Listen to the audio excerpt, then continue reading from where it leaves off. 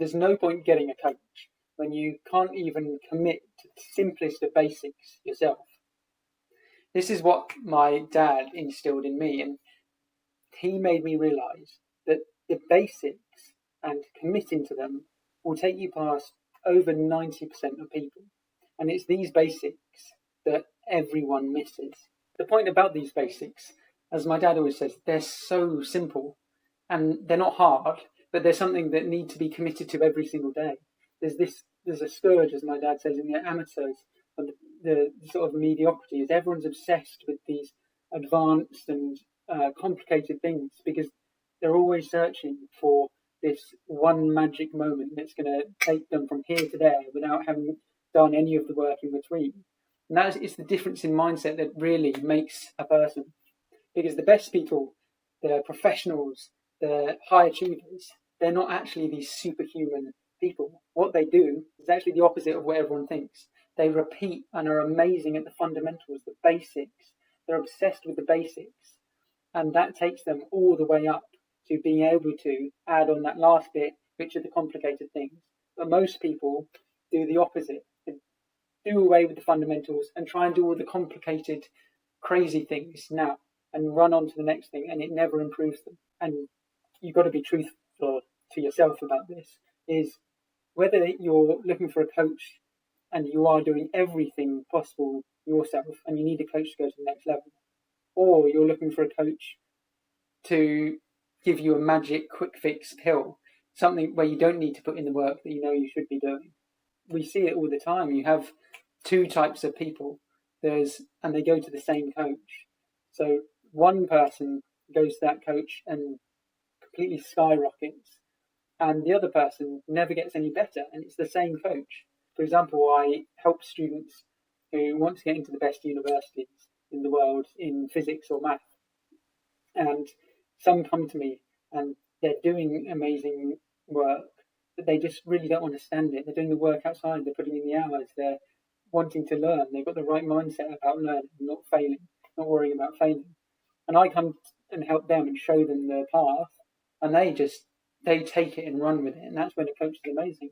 But other students, I tell them amazing things and everything, but it turns into a session where all I'm doing is managing their basic skills. Right, you need to turn up on time, you need to do homework outside. Why haven't you done your homework outside? You need to change your mindset to learning instead of just going on about the outcome of the test and remembering formulas, learning instead of remembering. So there's always these two types of students, and I know which one's going to do well. It's simple. Same on our skin packages. And lo and behold, the people who don't have the right basics in place, they hop from coach to coach, from tutoring to tutoring, and they don't see the improvement. So there's got to be a stage where they realise that it's the basics that they're doing wrong. So I've put together the top 8 simplest and most basic fundamentals that you can do to get past more than 90% of people. Number 1 is keep promises to yourself. It seems such a simple thing to do, but if you think about it, and I know this in my life, if I go, I'm going to get up at 8 tomorrow, and then I get up at 8:30, that's one promise I've rolled back on. And I go, oh no, I'm not going to eat chocolate today, and then I eat chocolate that day, and I've done 2 promises. Imagine if you made promises and stuck to them, how simple your life would be. If you said, I'm going to the gym 5 days a week, and you did it 5 days a week, very simple. If you said, I'm going to do 1 hour of physics homework every week, every day, and then you stuck to it, imagine how good you get at physics just by repeating that. If you can't keep promises to yourself, can you really keep promises to anyone else? Number 2 is no excuses. So everyone talks about this, no excuses in this hard grinding mode. But no excuses really means when no one's looking or watching and you're evaluating your own day or your own life, don't make any excuses. Don't say, I lost that tennis match because the other guy cheated. That's not why you lost it. You will never learn.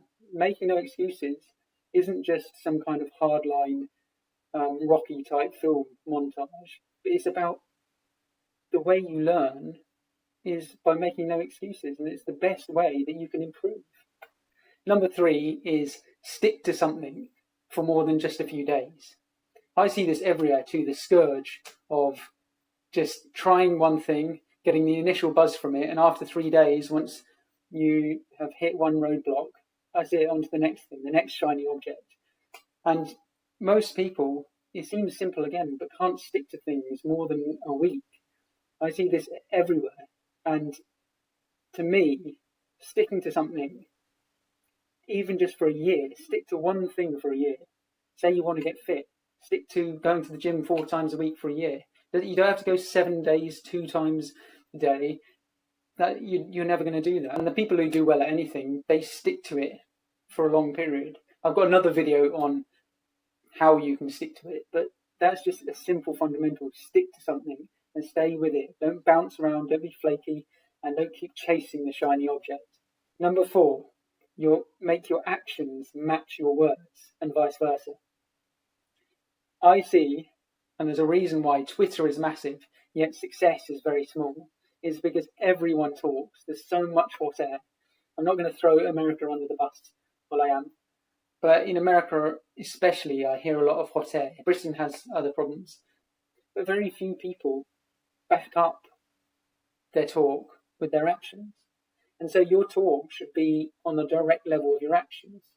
So if you say you're going to be a professional tennis player, but then you do 1 hour of tennis a week and you walk up to the courts and sort of hit a few balls and then walk off, there's a massive gap there between your words and your actions. I have students who say, I'm going to get into this university, yep, I'm going to make it, and then 2 weeks later, I ask them, have you done your homework? And they haven't done their homework. They haven't been doing any of the questions that we said. They haven't been doing 1 hour a day of work. So there's all this big talk, yet very few actions. So if you can make sure your actions and your words are in line, it's going to take you very far. Number 5 is be interested in learning, not the outcome. So everyone talks about this again, and this is a massive one for me because my parents always stressed to us the importance of learning and enjoying learning. Because as a child, you learn about everything. You're interested in learning, and you get better at everything at a rate of knots. But sometimes as adults, we stop learning and we start going to outcomes. And I hear it in tutoring, people are obsessed with the outcome of their tests, not learning the actual way to get there. So I was always told, make sure learning is your priority. Love learning, and it also makes it such an enjoyable process. But very few people, and it sounds weird again, very few people actually focus on just learning instead of running around after an outcome. Number 6 is make habits, not reactions. So habits are things you consistently stick to, and reactions are you're reacting to an outcome. What I do is I set myself 100-day plans. So I repeat a habit for 100 days and then I evaluate it at the end. And this then means that I'm not reacting to an outcome or an event that's happened in my life or one result in a tennis match. I'm keeping consistent. And so most people don't do any work up until 2 days before the test, and then they suddenly get panicked about the test and suddenly do loads of work because they're worried about the test. And I see this time and time again. Don't do that. Make habits, and then you're not reacting to a test. Number 7 is take proactive action instead of dwelling on the past. Most people, dwelling is a big function in our lives. It's hard as a human. But I've noticed in my life that it's actually easier to dwell on the past and the thing that you didn't do, you didn't revise for that exam, or you didn't put enough work in, than actually make the proactive action now to go forward with those learnings. And the faster you can move on and be proactive, the faster you can get better and go towards your goal. But it's much easier just to sit there dwelling and hating yourself for not having done something in the past. Number 8 is feel good about doing each one of these small fundamentals. This is something my parents completely instilled in me and hammered away at me when I didn't do it in my life. Because there's nothing that's going to keep you doing these things if you're not feeling good and feeling proud that you're doing them. That's partly why people chase after shiny objects and the new high, because they don't give there's no internal joy from doing all of these things, these simple, amazing things in life, about learning, about keeping promises to yourself, about committing daily and feeling really good about it. So before you go and get a coach, ask yourself whether you're doing all your fundamentals daily and you're at the stage where you need a coach to take you to the next level, or if you're not doing the fundamentals daily and you know it, and you're asking for a coach to come in and give you the magic quick fix pill because you don't want to do the simple fundamentals.